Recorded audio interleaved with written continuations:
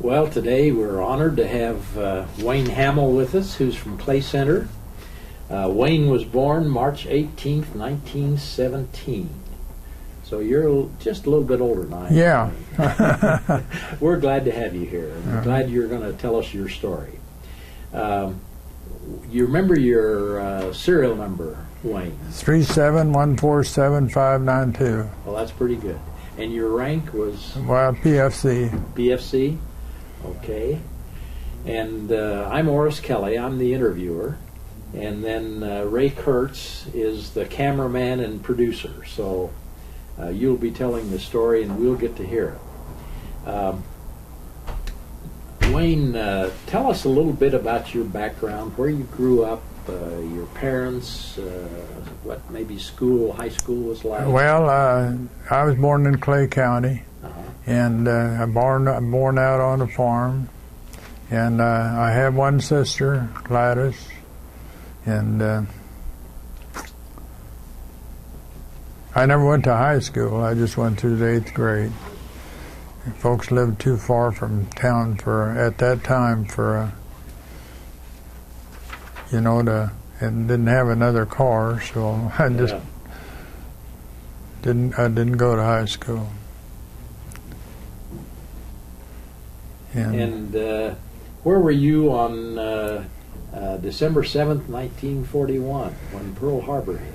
Well, I'll tell you, I was putting up wood over to a neighbor's place, and we heard about the invasion on Sunday. We was down to my uncle's for dinner, and we heard it there.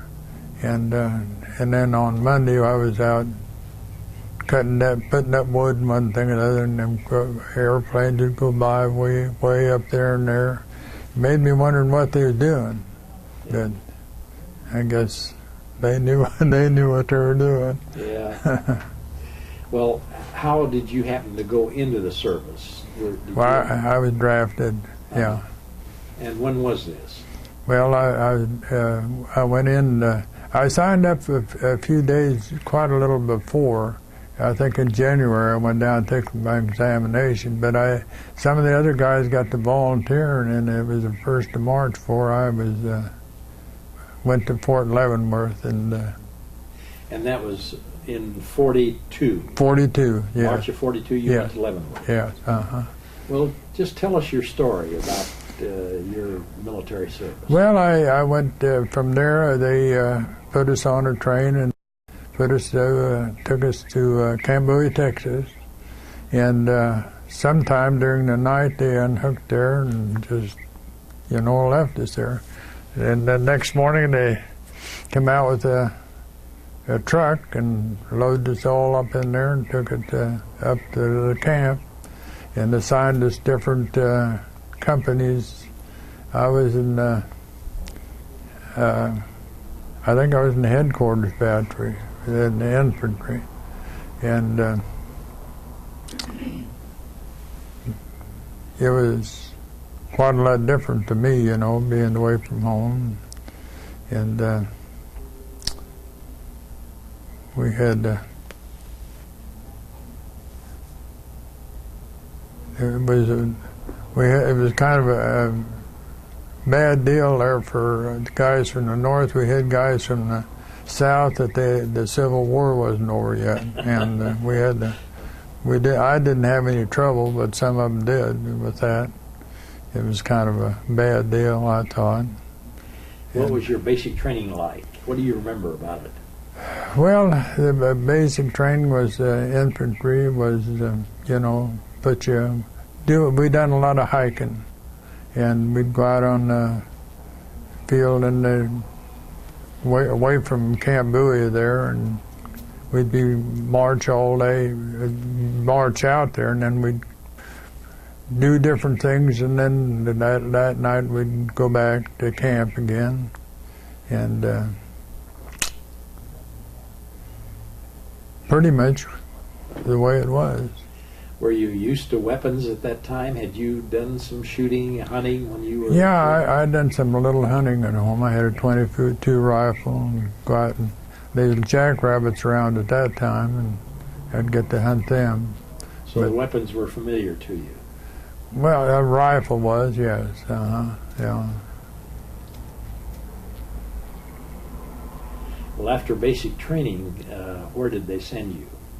Well, we went on maneuvers down in Louisiana that time, and we was down there, I guess, about 2 months, and then we went to camp. But I forgot the name of that camp where we went to, and then when we left there, well, then that's when we went up to Vermont, and we got up there in the fall of the year. It was real nice.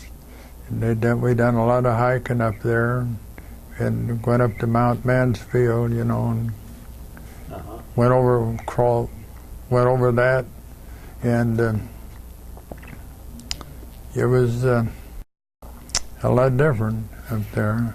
Were you in kind of a special training up in Vermont, or advanced training of any kind?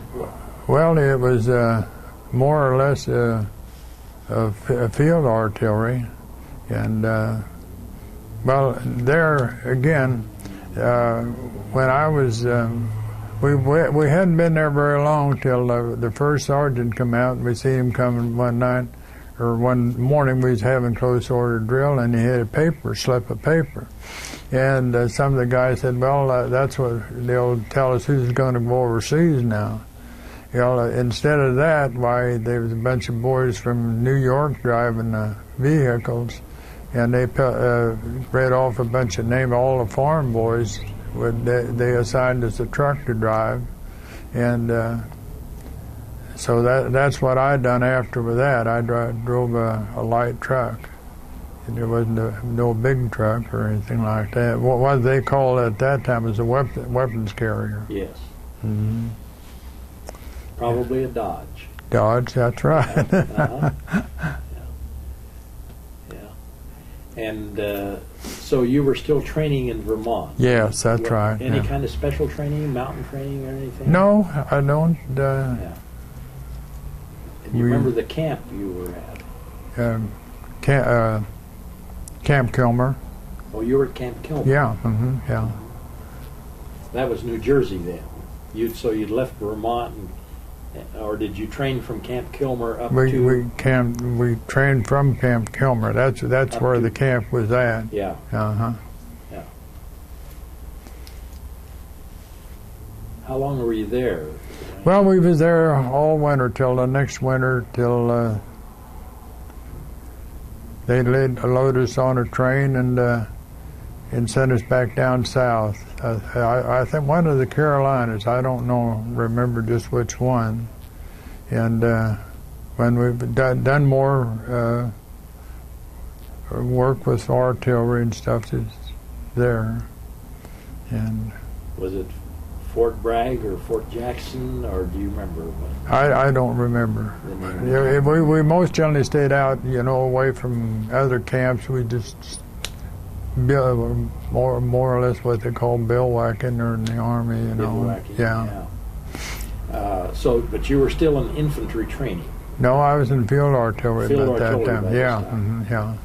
What kind of weapons were you using? Well, we had 37 millimeter guns, small guns. Right. And we learned how to operate them and one thing or another. But of course, when the war went along, when it got down to the real thing, they wasn't big enough. Yeah. And so this was in about the spring of 43. That's right. So you'd been training all this time from That's March, right, yeah. 42 all the way around to 43. That's right. Yeah. Then where did you go from the Carolinas? Well, we went back up to Fort Dix, New Jersey, and got ready to go overseas from there. And I don't know just how long we were there. We wasn't there very long till they sent us overseas. How did you go overseas? Well, we went over on a big ship, Empress of Australia, they call it. Oh, is that right? Yeah, And there was a lot of guys on there. I don't know what, they had those swinging beds, in there. You slept in a hammock somewhere. Yeah, hammock. That's right. Couldn't Yeah. think of that. Stacked up? Yeah, that's right. Yeah. Yeah. Some of them, the guys would get to bumping each other, and they had a little trouble getting along. Yeah. Well, as coming from the farm, you probably are in good shape, and you managed to handle things pretty well. Yeah, I handled things pretty well, and got along with all the guys, and Yeah. done all right. Yeah. Now, were you assigned to a unit by this time? Did you go over just as a replacement, or did you go with the unit? No, we went as a unit. What was the unit? 955th Field Artillery. Uh-huh. Yeah. Was that a battalion-sized unit, or do you know how? It was a battalion. Yeah. Uh-huh. No, I wasn't in a division. I was at a division at first, but 31st. But then after that, I was just in with that battalion. Uh-huh. So it was a field artillery support battalion. Yes, that's right. Yeah. And where did you go? Well, we went over to Liverpool, England, and from there we got a train and went down to Clumpton, England, and we trained down there some more for. Well, let's see, we got over in there in the fall of the year, and The fall of 42. yeah, Or 43. 43, fall of 43. Uh-huh. And then the next year, we moved to another little old town there. Well, they moved the 4th Division in, and they took over Clumpton. That other little town is Exeter, about England, about 3 or 4 miles west of Clumpton. Yeah. So that's where we stayed from there, and that's where we went over to France at. Now, the 4th Division, you said, came in there. Yes, And were you supporting then the 4th Division? No, they still just training. Yeah. And then where'd you go from there? Well, from there we went to Exeter, and then from there we went over to France. Uh-huh. Where did you land in France? Well, it's kind of funny, you know. We landed, and I drove a light truck, and we had that thing so it wouldn't drown out, and if you got too much water, and we had to take that off. Take the, I don't know what they call it, around all the spark plugs and the coil wires and all that. And when we got ready to move, then the colonel took out in his vehicle and with ahead of it, and they put a trailer on behind my.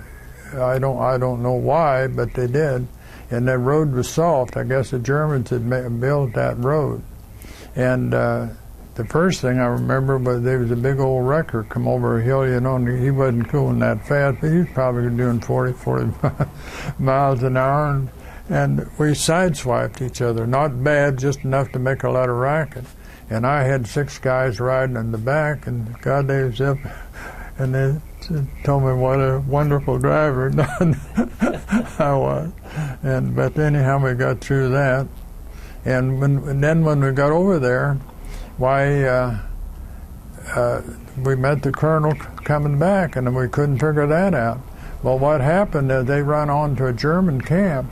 It wasn't a camp, it was all big shots, you know, and there was some women there, and they had them sides rolled up on the tent so they could, you know, and they took out, when they seen us coming, and they just took out through the timber, you know, and went every direction. You could see them running out there. But well, did you go across on D-Day or after D-Day? After D-Day. So this was now in 44. Yeah. Yeah. So in June of 44. So you were in England quite a while. Yes, we were in England quite a while. Probably from what, the fall of 43? Yeah, till they started the second front. Until sometime June or July of 44 then. Well, till June. When they went into France, we was there about 14 days later, something like that. So I don't know. About 2 weeks after D-Day, then you were. That's where we was there. So yeah. The 955th Yeah. Field Artillery then went across, went into France. Okay. Well, that was a little bit of scary experience. Yes, it was. You bet. So how far did you go into France then, as you started moving? Well, we went all the way across France. When did you first see action? Well, we seen action pretty fast. Right away. Yeah. Well, there was one outfit west of us, and they come over there with their airplanes one night and hit them. And we could hear the bombs dropping, and we was there by a hedge line. And when they went back, why they come over past our place. They didn't act like they knew that. They was German planes. And boy, they opened up on the machine guns, you know, and them old boys just turned them things and got down low so they could go on. I don't know if they hit any of them or not, because it was starting to get dark. Yeah. What kind of artillery weapons did you have? 155. 155s? Yeah. Yeah. And so you had, and you were in headquarters company? Yes. Of the 955th. Yeah. And then where did you move? So you were inland just a little ways in France. Yeah. And then where did you go across? Well, we was close to St. Lo there, Okay. you know. Yeah. And we were there for a little while, and then they started the second front push, you know, to get out of that. They had us in a kind of a small circle there. And our thing was to get out of there. And after that, we wound up in some little old orchard there, and that's where we was for a while. And were you providing artillery support then for an infantry yes. outfit? Yeah. Do you remember what? Well, we had a field artillery for different ones, whatever. We would call different places. So you were general support? Yes, artillery, yeah. If the Germans tried to break it through, they'd call us there. Yeah. And oh, that's interesting. See, and then we wound up in Bullingen, Belgium. You know where that's at? What's the name? Bullingen. No, I don't know. Well, I tried to get a map. I was going to. Nobody seemed to have a German map or a German country, you know. And we stayed there for a while. And for some unknown reason, they sent about 5 or 6 of us up there to Bullingen and to hold a certain territory before our group moved up there. And at first we stayed at pup tents, and then after a while they got a big tent. We all stayed in there. And one night there was I know there was a German patrol out to find out, see who all were there or how many. And one of the guys had let off a heck of a yell, or I don't know why he did it, but there was a dog outside, you know. He was whining like he didn't understand that either. And we could hear them guys leaving pretty fast. Yeah. That was the German patrol. Yes, that was the German patrol out. Yeah. And,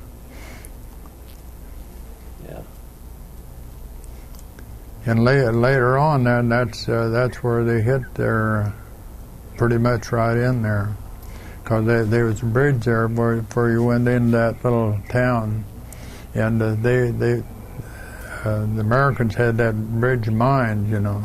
Well, the Germans knew that, and they just went down around the bridge and with their tanks and went on or done what they wanted to do. Yeah. Did they? Did any of the tanks hit your unit or attack your unit? Yeah, we was there, right? Yeah. Anybody of your unit killed or wounded? Well, no, not at that time. We got up by pretty lucky. Yeah. I don't know why, but we did. Yeah. And then where'd you go from there? Well, we just go wherever they send us, wherever they needed help. Sometimes it's one division, sometimes another one. And yeah. Did you move across France then? yes, yeah. And what part of France were you in? Well, we went through Paris. We didn't stop there very long, but we did go through Paris. Oh, you did? Yeah. You didn't get any passes while you were there in Paris? Well, no, we didn't probably need a pass. I and another guy went down and drank a little wine one night, and people there running that place seemed to be happy to have us there. Yeah. But we didn't get any trouble or anything like that. We went back to our outfit, and nobody said anything about it. Were you involved with the Bulge, the Battle of the Bulge, in any way? Yes. Mm-hmm. Who were you supporting then? Do you remember?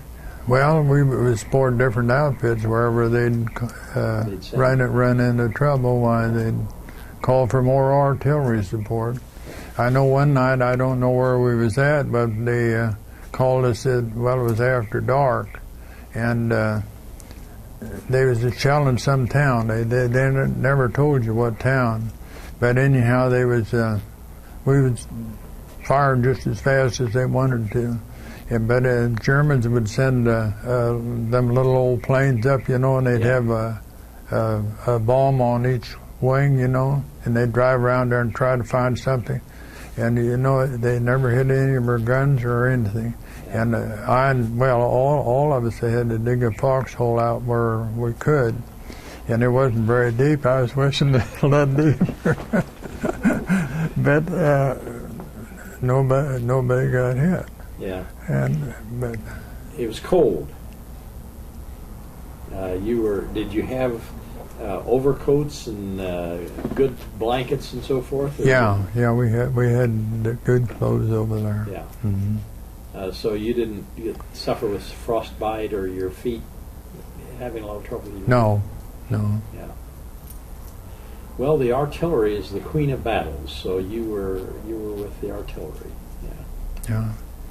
Now I wasn't on a gun, but I was drove one of those light trucks, and I got a lot of little old trips, to take somebody somewhere, haul water.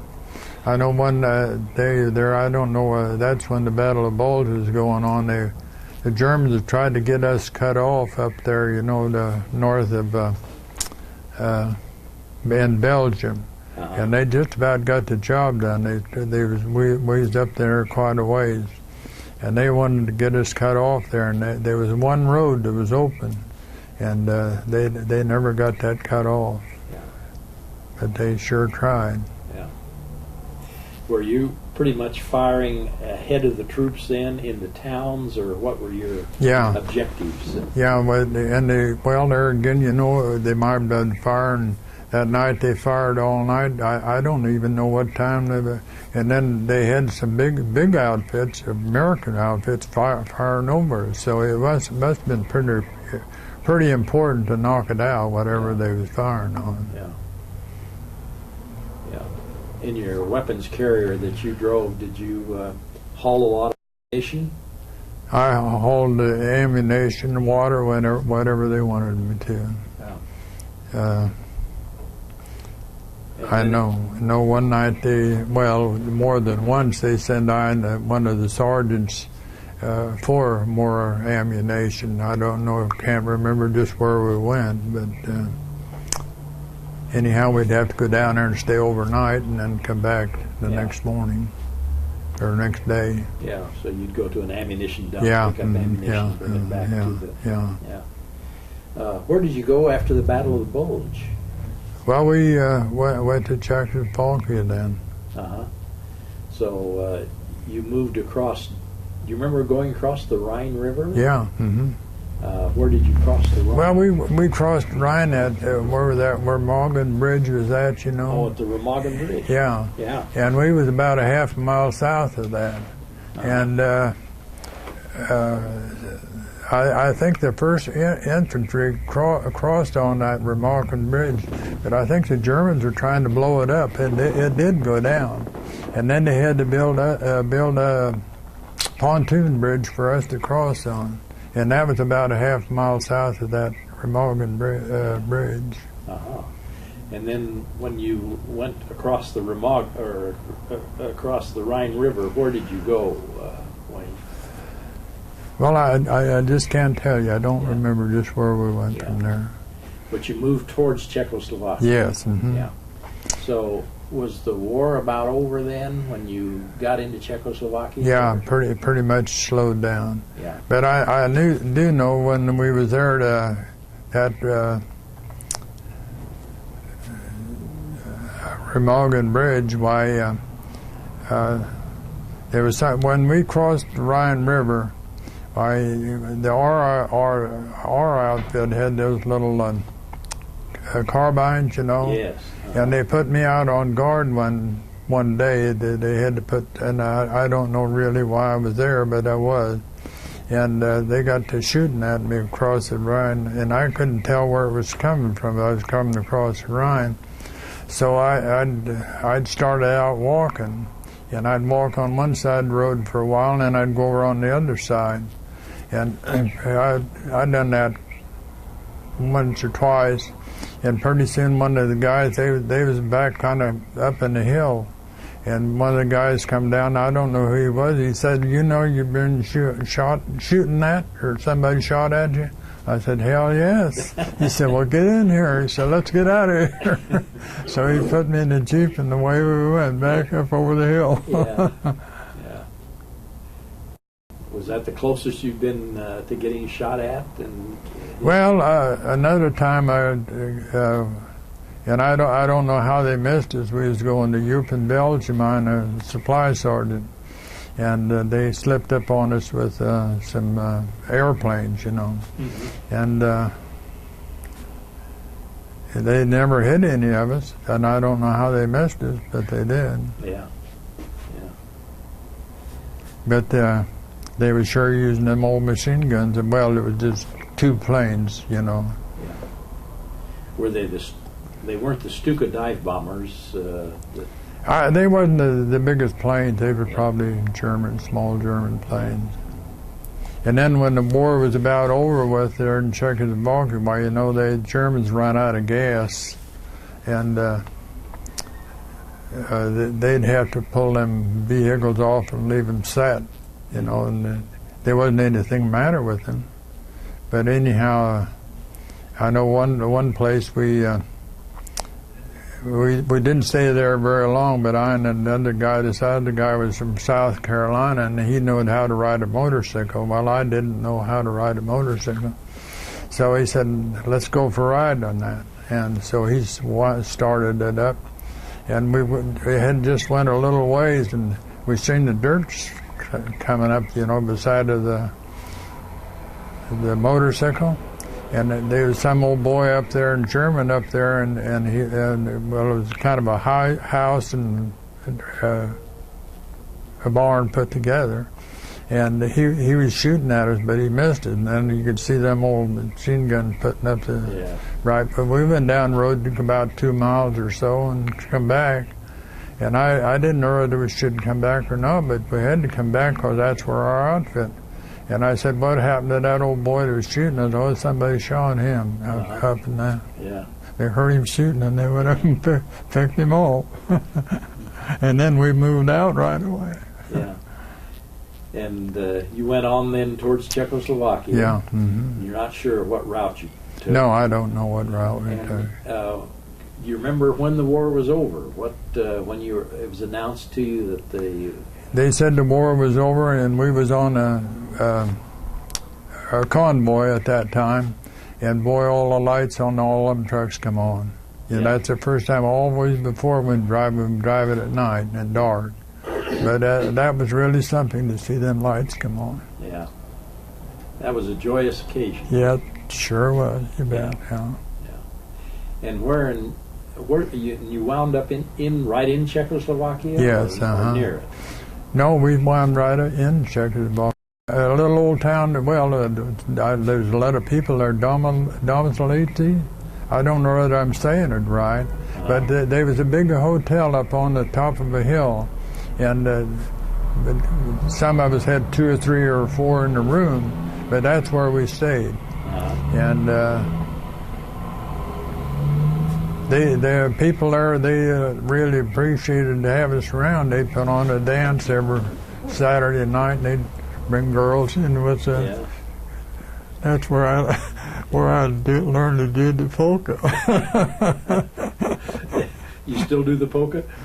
Well, I'm a little stoved up, but I'd like to try. Yeah. And how long were you there? Well, we were there for quite a little while. You know, the point system come out, and some of the guys have been in for quite a long time. They got taken out 10 or 12, and they'd move them to places. Think they was going to get to go home pretty soon, but that didn't quite materialize. Well, we'd see them guys who had been on our outfits. Sometime we'd go to a shower or something like that, and they'd be around there, and we'd say we thought you guys had went home. Well, not yet. They hadn't went home, but. I think when they did get to come home, they just kind of shipped a whole bunch of them home at one time, or well, as fast as they could. Yeah. And how long were you in Czechoslovakia before you headed for home?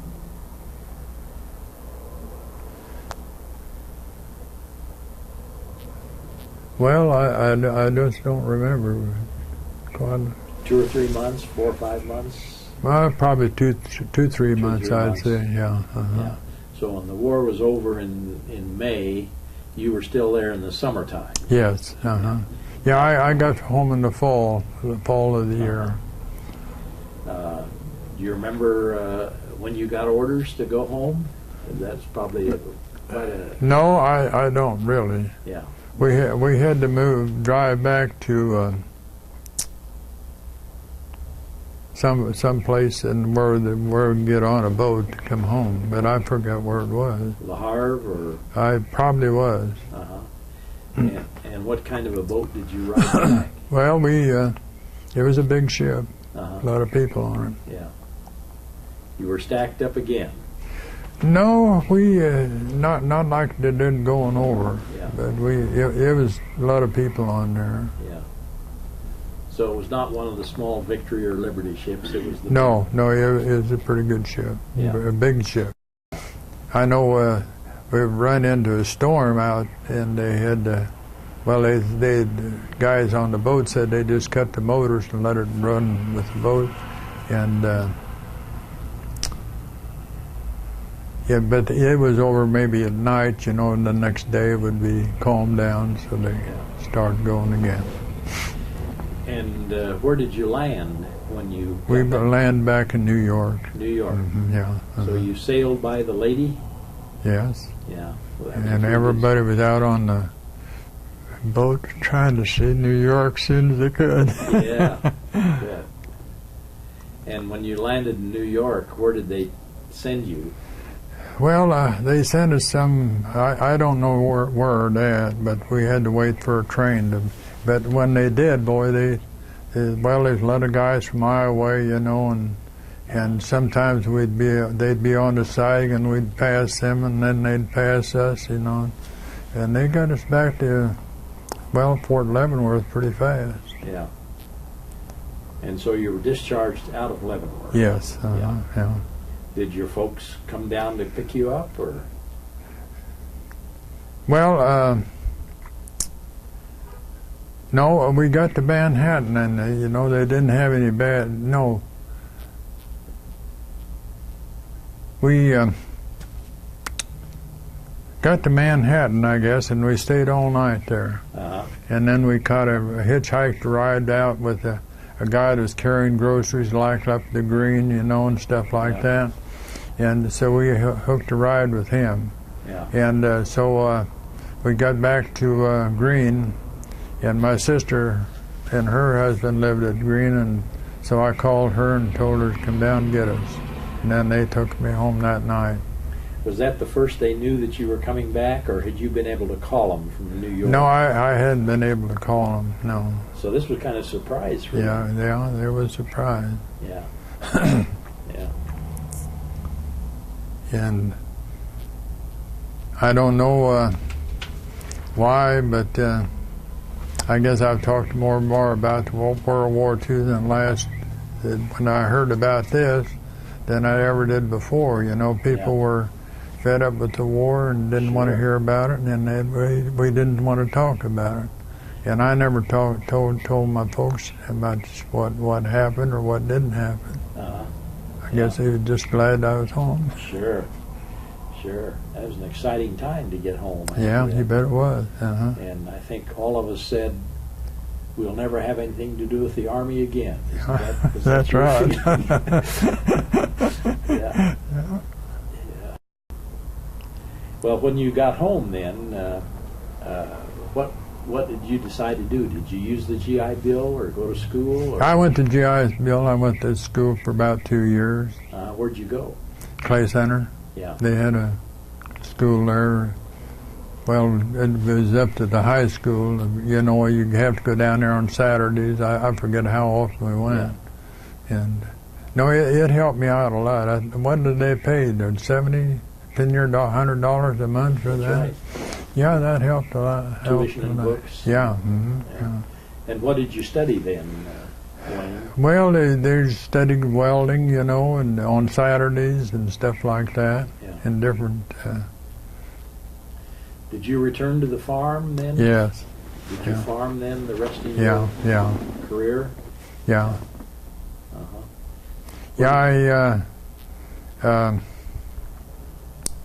Well, I wanted to own a farm of my own. My folks farmed all their life, and you know, my dad was a pretty good farmer. Of course, that would be with horse and buggies or horses and stuff like that. And the only thing that he would be able to come up with was some guy that wasn't a good farmer, and then he'd have to. One fellow I remember, he moved to Louisiana, and he moved off his mother's farm, and then he was down there 2 years, and they had a lot of alfalfa and stuff, and they couldn't sell it.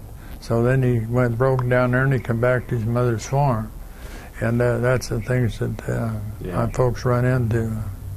And so I wanted to farm of my own, and there was a man here, and there was a guy that bought a farm, and he didn't know anything about farming. He lived out in western Kansas somewhere, and he didn't want to work very bad.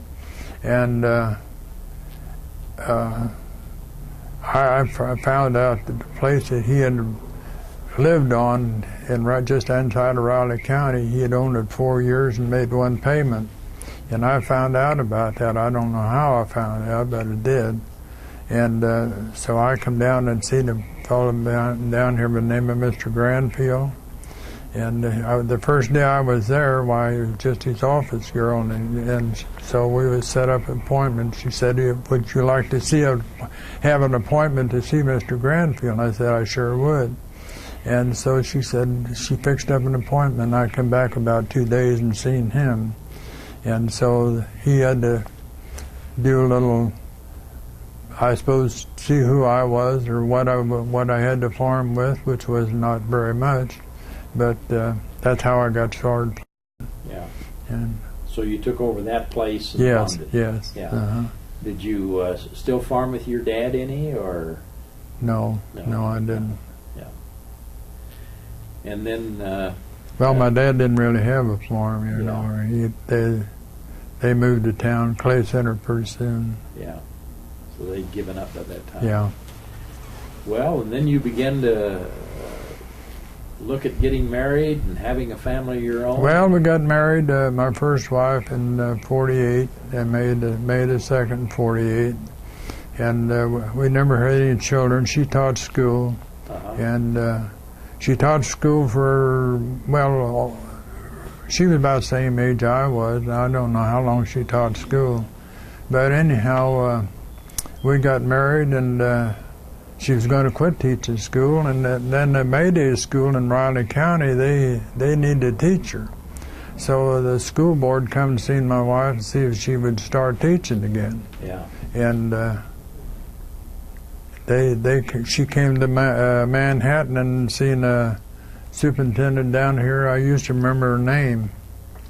And so she got to teach in Mayday school, and of course that money at that time helped us out a lot. And so she just kept on teaching. And then well, anyhow, my first wife, she got cancer, and we took her down to Holstead different times, and I think they had to take her down there about twice a month for treatments, and then the lab. I knew she was going downhill because the last couple of times we went down there, I had to go and get a wheelchair to take her in to see the doctor. And we stayed close by there, and but she finally can't find the cancer got the best of her. And then I got married. I don't know, year or so afterwards, second marriage. Yeah. Had you known your first wife before you went in the service, or did you meet her after you came out? I knew her, but I got. Yeah. And your second wife lived there in the community? Well, she lived there in the community where my folks lived, and her husband died too. Yeah. And well, he had a heart attack, and he just didn't make it. So it worked out pretty good for us to get together and have a home. How about children? Did you have any children? No, I don't have any children. My has three children, girl in Baltimore and 2 boys in Kansas City. Yeah. So they became your children. Yeah. Stepchildren. Yeah. Well, Wayne, can you think of any other stories you'd like to tell us about that you can remember, that you'd like to get on tape here?